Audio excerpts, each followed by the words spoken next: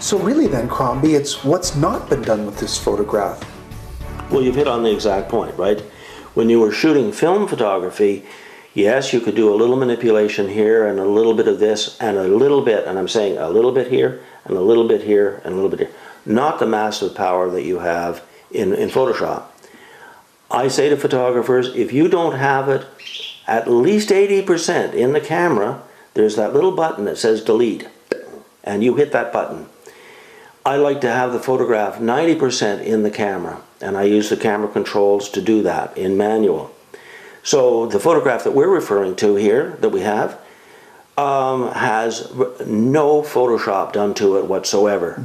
None. The framing, it's also full frame. I didn't do any cropping either. And this is a discipline that that should be pursued by everybody. Classic simplicity. I like it. In your workshop, tell us a little bit about the light aspect and how you go with the students through that process of creating the right light environment.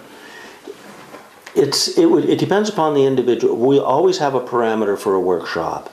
It will have a theme. It could be, for instance, it might be the Mill of Kintail, which is a very outdoor thing. It is very nostalgic.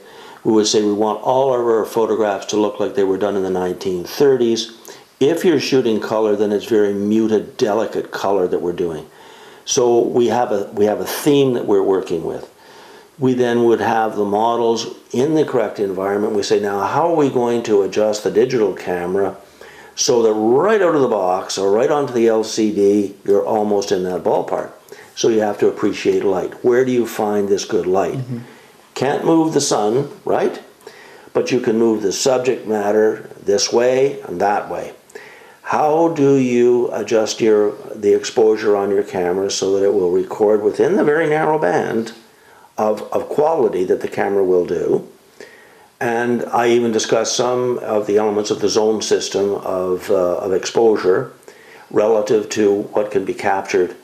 And in some instances, I will encourage photographers, go ahead, shoot this photograph right here. The model's beautiful. It looks really good, right? And we'll say right off the bat, this is going to be an absolute duffer, terrible photograph, only because of the light. But your eye, which compensates for all of these things, this is Photoshop up here, okay? Makes all these compensations. You think you're getting something and it's not there. Then I would say, okay, now, all we're going to do is we're going to move the model here, and we will move our camera position here. Note the following things. Now start shooting. And I really like this because it's immediate. They're looking at the LCDs and they go from, oh, okay, yeah, I see what you mean. Crombie, let's move to some other examples of genres of photos that you're currently interested in. This photograph here is a very edgy photograph. It is a European style. It's very crisp. It's very journalistic. It is gives a feeling of the moment. It has tension in it. It has a bit of a sexual inference to it, and this also is dependent upon the light and the attitude of the model and how she's projecting. Whereas the photograph that we looked at previously, she is being very elegant, she's very demurring, she is almost not thinking of anything, her eyes are not focused on anything. The edgy photograph as we have here, she's really coming straight at you, it's super sharp, the lighting is very sharp, and there is some Photoshop in this to heighten the element of sharpness. But it's all dependent upon the light, and you'll see in this one there is the whole illumination comes in from some side windows in this barn, and it is from this single lit, this hanging bulb off the ceiling that it's coming from, right? So this is really edgy, tough stuff, right? But it's not an easy photograph to do. I went to that location twice without a model, looked at the whole scenario, checked out the meter readings, I researched it. So when I did finally come in with a model, and we actually did a workshop in this location, everybody said, oh, this is absolutely magnificent. And that's another thing with the workshops. I will show examples of where we're shooting with the exact models that we're going to have. So the photographers have a reference. Okay, the model is Mary so-and-so.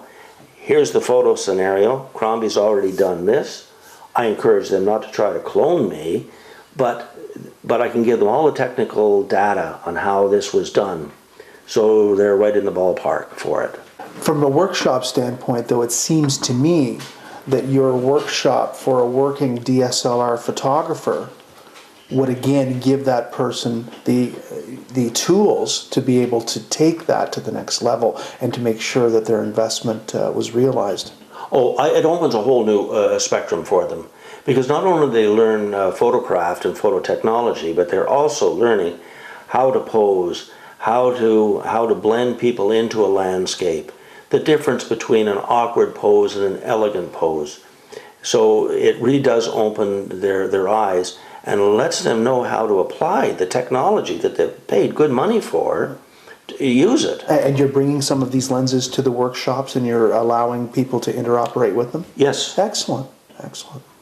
And by the way, these workshops are a lot of fun. We serve lunch and stuff like that. I looked at them on the website, and as a budding photographer, I am signing up, Crombie. I want you to know that.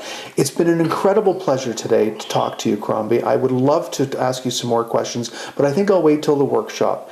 And I do want to say that it has, from your years from Karsh and some of the stories that I've heard today, from the Hardy Arcade to the Ottawa Citizen, it's truly been an honor to speak with you today, and I want to thank you for your time taken. Thank you very much, my friend.